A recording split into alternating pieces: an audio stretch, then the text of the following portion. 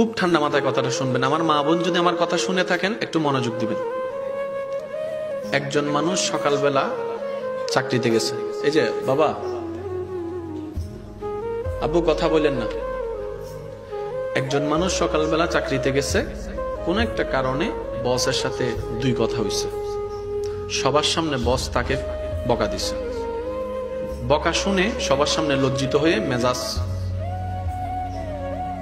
কিন্তু বসকে তো আর বকা দিতে পারে না, চাকরি চলে যাবে। এবার সেই মানুষটা আসরের সময় ঘরে আসছে 5টা বাজে।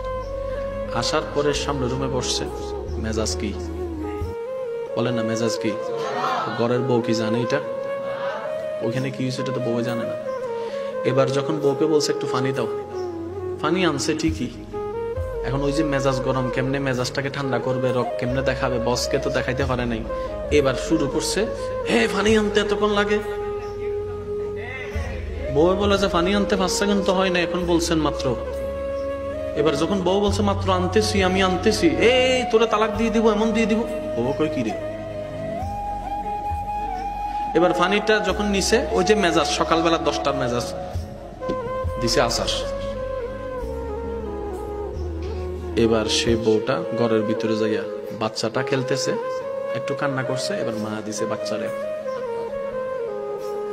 শুরু কোথায় শেষ কোথায়? বাস্তব না অবাস্তব আপনারা বলেন?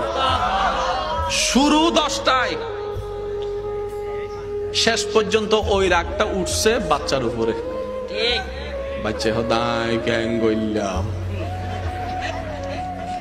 বিনা অপরাধে সাজা, বিনা অপরাধে।